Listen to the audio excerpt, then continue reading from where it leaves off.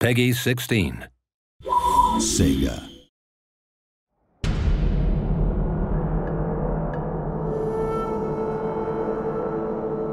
Ladies and gentlemen, boys and girls, welcome to another Total War Shogun 2 battle report. I'm joined today by Mr. Gamanan Sananasan, and say hello, Ingemar, to all the people at home. Hello, every people at home. And today I'll be fighting a battle against Shogun 2's AI, and I'm playing a defensive siege scenario. You can see here that I'm defending a rather large, sprawling castle. This castle is built on a mountaintop. It has a sheer drop at the back. Of course, however, there is a single small route around the back of the castle using this bridge right here, and this waterfall, which we're bouncing over very deftly. The castles in Shogun 2 can of course be upgraded, giving you more and more different areas to defend, and indeed different defensive structures, and I've got a very high level one to defend today. Now the AI will be approaching me from any number of angles, about 180 degrees in front of the castle. So Ingemar, at this stage of the battle, what's the AI going to be looking to do? Well, there are a number of options there. Mostly it's going to try and surprise you and kind of take advantage of your weak flanks, or concentrate all its forces Weak flanks? I have no weak flanks, Mr. Ingemar. Well, there's one on your left right there. But it might not go for that. It might come for like full force, head on. It's different. Just enjoy it. Right, well what I'm doing at the moment is I'm pulling all my melee infantry into a single, what I'd like to call a powerful block unit formation, or which others may call a blob, and I'm going to go ahead and defend the outfield, as it were, or the very outer perimeter of my castle with archers, and keep all the melee units together so that wherever the AI comes, I will hopefully be able to defend. Let's hope so. Let's hope so. Well, first off, don't you doubt my abilities. I'm a very adept at this kind of warfare. Right, so I'm just manoeuvring my troops now. Obviously, I can't see the AI, and the AI can't see how I'm deploying either. So we should hopefully be able to surprise one another. And again, I'm just bringing all my melee troops into a single area, and I'm going to back those up with my general, of course, who will give a morale bonus and various other ability bonuses to all those troops within his sphere. So you think putting your troops in the front is a good idea then? Yeah, basically what I'm looking to do here is I'm trying to have a situation whereby wherever they come at me in the perimeter, I've got like a kind of a big core of shock troops to maybe deal with them. So we'll see how well my tactic works. Okay. So immediately I can see the AI is deployed in two different places. Now, are we going to see a lot of different kind of deployment choices from the AI this time around? Yeah, it will try to do something different every time, and it will try and, keep it fresh. Okay, well, in honour of the crisp, fresh snow, we can see that we have a large contingent of, looks like melee infantry with a couple of units of bows coming up on the right-hand side as I see it. And then on the left-hand side, we have a smaller number of units, again, long range by the look of it, and also some Teppo units here, if I'm correct. Maybe it's worth to mention that we don't know what's going to happen now. Yeah, we have no idea. So what goes on next is a giant cluster of joy. Okay, so here we go. Right, now pretty soon they should be coming in range of my arrows. So I'm going to bring the archers a little further forward, and I can see where they're going to probably concentrate their attack now. The archers are set to fire at will. You don't want to take up the kind of positions underneath the walls at all? No. And why do you say that with such a note of, are you sure you want to do this, Kieran? As if, like, I'm going to bugger it up. Right, okay, so, right, there the guys are here, and we are just waiting on them now to start firing on the enemy as soon as they come into range. And hopefully this will just scare them off a little bit. What I want to do is hold them off at range. It looks like they're thinking a little bit. I'm going to give a bit of thought to what's happening next. Yeah.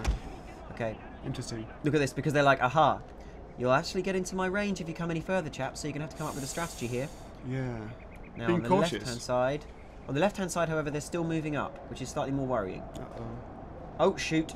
And over here at the back, we can see that there's a number of melee infantry supported by the back attack. Is that the official term in AI programming lingo? The back attack. The back attack. Right, okay. I'm, of course, led by the valiant Takeda Shinjin. See, they might not always come from that direction. They may well not, but now they have. So what I want to do is I want to serve them some casualties as they kind of march uphill, and see how the others are doing. Right, the others have held position. So they're no, they're coming forwards. Okay, so they're coming forwards on the right, and of course we have this sneaky back attack as well. And it looks like they're moving up the hill to the left-hand side too. But the right is my immediate concern, so I'm going to go ahead and redeploy my archers in position to do a bit more damage there. I cannot let those melee infantry get to the walls. So you can see what it's doing. It's doing blades first on the right-hand side, it's doing arrows on the left-hand side, and then the back attack. The back attack and the blades first maneuver. All of these, of course, ladies and gentlemen, technical terminology for war in the 16th century feudal period of Japan. From Sun Tzu himself. Sun Tzu himself said, do the back attack. Okay, which is not a crazy dance as it might sound. Do the back attack. Do, do, do, do, do. Okay, right. All right, it looks like I'm going to need some melee troops down there. So I'm now going to send my, my melee units down into the throng. Because it looks like the AI is probably going to pierce that little show I've got going on there. The next thing for me to do is to try and put the willies into the enemy, which of course is a British slang term for scaring them, not anything sexual. And I'm now going to go ahead and hit fire arrows, so hopefully this will do them some morale damage as well as slowing them down a little bit. Okay, so my melee troops are almost there, and which means it's now time for me to pull the archers back here and get them to leg it, and then commit the melee troops into the combat that the AI katana troops have just breached. Here we go, lads. Oh, and they've got another sneaky unit coming around here on the right as well. Okay, so the AI has actually moved another unit around onto the right-hand side and is climbing the wall there, flanking my melee force. But not to worry. Oh, you cowardly buggers. Okay, so you can see now that both of my archery units, I didn't pull them back fast enough, and now they're getting pounded. Right, so how does the AI kind of switch from an initial to a secondary stage strategy? What's it going to be looking to do, like in its kind of phase 2 attack now it's breached the walls? Well, obviously the blades come first over the walls because they're the best troops to engage with first in terms of morale and kind of melee combat. Secondly, you can see in the middle over there, they're supporting both attacks on the left and the right with its archers, and then it's coming on from the back attack, and it's already gained control of that area. The back attack has gone horribly wrong for me here because the AI has managed to get that area very well. Yeah. So I'm now going to have to pull my my archers here up to the top level of the palisade to try and defend that and abandon that front position that we're getting fired. Fire arrows. Fire arrows. Don't you worry about fire arrows. We've got fire. Don't worry about nothing. More importantly, however, I want to book these stupid idiots right here in the centre. Right, so I'm going to pick the enemy unit that's got the weakest morale, this one here with the red bar. I'm going to hopefully rout them by chucking them in. I'm going to also grab my general, if I can find him. Unfortunately, I believe he's been killed. Ah, my general's routing. Bugger. And now with my general rout, you'll see that the vast majority of my infantry also rout, having seen my general be killed by a stray arrow from the outfield. The powerful magical balloons that they wear on their back were no protection against very highly moving projectiles fired from string bows elsewhere. Apparently those balloons are historically accurate. The balloons are indeed accurate. Although you do think they kind of just say, hey, I'm a target, go for me. Right, so when your units rout in battle in a siege defensive scenario, they'll rout towards the keep, that's right, isn't it? Yeah. And they'll try, if they can reassemble, they'll reassemble at the keep. Yeah. Oh, this is looking bad for me. We can see now that even my my initial rush to get my archers to defend that wall that the AI has taken via the sneak back attack hasn't gone very well. And my archers are now getting very nastily cut to pieces in hand-to-hand combat. Of course, archers and hand-to-hand combat don't necessarily go together very well. They are archers, but they are also samurais. Oh, and the enemy is capturing this point. Now, what happens if the AI gets a hold of the gates? What does that actually do? It grants them access for cavalry and other stuff like that. So it's quicker to go through gates, but it's harder to capture them. Okay. So you can see in the initial attack, it went through up as many walls as it could do. Look at these cowards streaming back into the centre. But you still have the towers, you know.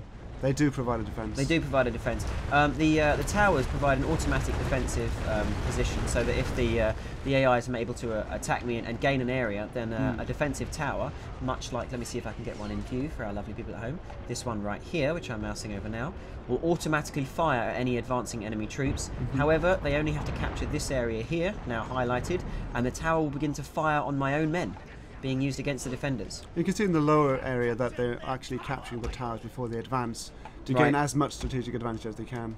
I'm now moving all of my forces into the centre in a final ditch scenario to attempt to control the middle, because this is obviously what the AI is going to go for next. And their troops have, as you can see, made it to the walls and are now beginning to scale them. So we are going to have some serious trouble here. Now, this is where you mentioned if they capture gates, then of course they don't need to scale the walls, so they take a lot less casualties coming in. Does the AI prioritise things like attacking and capturing gates and things like that? Definitely. Okay, well, we can see now, unfortunately, that my last-ditch attempt from the sneaky back attack has indeed failed. So I am now kind of recuperating and reconstructing my forces in the centre. Now, I wish I could explain that slightly more tactically, but the truth is, it was a dishonourable retreat into the middle, which I now hope to try and salvage some kind of defence from. Right, let's see what we've got going on here. Right, so the archers are still kind of on the outside walls here. And the enemy melee infantry have made it up the back walls. Now, can the archers themselves actually scale the walls? Or, they can, but there shouldn't be reason to do that until the melee troops have gained a foothold there. Okay, so it'll prioritise getting the melee troops over the wall first. Yeah, I mean, as a sensible player would do. It looks like I'm taking some seriously big firepower here. Something's literally scorching the earth in front of those guys. And because arrows go in a nice arc, you don't really have to be in the castle to do damage, like we see right there. Even though you're in the centre of the keep, they can keep on hurting you. Yeah, exactly. So the AI is actually getting quite a nice lot of volleys up into the centre of the keep here. Now, their accuracy is not going to be great, given that they're firing uphill. But still, they are doing me some damage, which does prompt me to perhaps retreat behind the keep itself. Literally, no, I'm not a coward. I'm a tactical mastermind. This is not cowardice, my friend. This is leadership personified. Dishonourable. Dishonourable, my buttock. Right, okay. My singular buttock. I don't even give prevalence to two. Okay. So you can see here now we have these chaps coming into the centre. Now, I'm literally going to be defending to the last in the middle here. The tattered remnants of my unit's flags unfortunately exhibit the fact that I've been butchered. See, it's in no hurry at all. It's just grabbing those towers, grabbing those gates. It doesn't want to take any casualties as it moves, I assume. So it's grabbed the towers now, which means if I come anywhere near it, the towers are going to get destroyed. Oh, God. Look at those flashing white banners. This is not a good sign. Okay.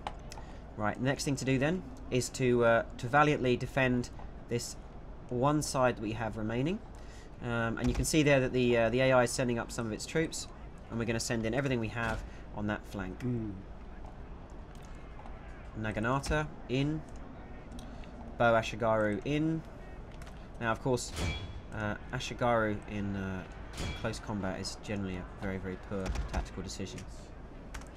Yes, but as they are in the central keep now, they will fight to the last man because this is their last stand. There is there's nowhere no way else out. to go. No. Aside from over the side of the mountain and into the waterfall. Or on the top of a katana sword. There is nowhere else indeed, yes.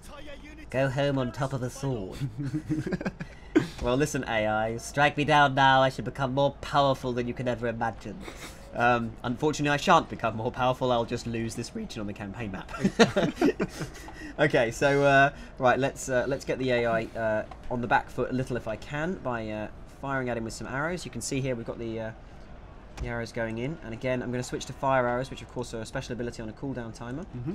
And have those hopefully. There we go. We've started to rout the one AI unit coming in on the left, so I can at least score a minor victory there by good use of the Bo Ashigaru. Now let's have them fire onto these chaps here who don't yet own the gate. Oh, bugger! The first of the melee infantry from the other AI chargers made it into the centre. And they're now scaling all of these walls, and here they come, ready to capture the middle. The time is right. The time is not right. The time is wrong. Okay, hang on.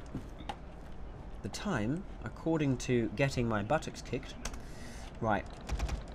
Okay, the AI melee infantry on the left is now not much more of a threat. However, this large force moving in on the right is. I still need to keep what remains of my army behind the keep to stop them getting pounded by all those archers out the front, which are in a very handy position. But there is nothing remaining to do aside from stick everybody in melee mode and throw them in. This is what we call the last ditch. Here we go, lads. Look at these. How swift thy sword, peasant. Cut to pieces. My peasant Ashigaru here being destroyed by enemy Nodachi samurai. A Nodachi, for those who are not in the know, Nodachi, no doubt, is of course a two-handed, large, almost broadsword style weapon. Not a katana, but somewhat similar. And unfortunately, of course, the samurai outclass my own lowly Ashigaru units, meaning the likelihood of them winning this close hand-to-hand engagement is very small. So, does the AI take much notice of the kind of rock, paper, scissors relationship between units in this kind of encounter? Or does it just use whatever it's got to hand? I mean, obviously it tries to, but in a large castle like this, it's got, you know, it is the most through sensible. the neck. Stabby in the face. It will try Down and he goes. prioritise forces into it, and then do the best matchup it can. Obviously, it wouldn't be a good idea to put the archers first. No, of course. Ooh, Oh, beautiful. terrible stabbing. Oh, and now we've got the timer up. This means that the AI are beginning to capture the keep. We can see there that a giant warning flag for me. So it's hold you off on one end. It's holding my forces, pinning them down, and then sending its infantry into the centre to actually raise its own flag. Down comes my beautiful Takeda banner, and up goes the terrible, horrible sight of a Hojo flag in the middle. You're not even going to live to see defeat. Hey, excuse me, okay? At least one man will drag his bloodied corpse to see their flag go up over my castle. Oh god, it's going wrong for me. 27 seconds, and the AI's utterly ruined me. I didn't even get to last the 27 seconds. Didn't even need his cavalry. Well, there you go, ladies and gentlemen. Of course, you know, I intentionally showed you a defeat in this instance. Otherwise, I would definitely have embarrassed Ingmar and his Gudmundsson and AI techniques. But thank you all for joining us on this Shogun 2 battle report. And thank you, Ingmar. Thank you, King.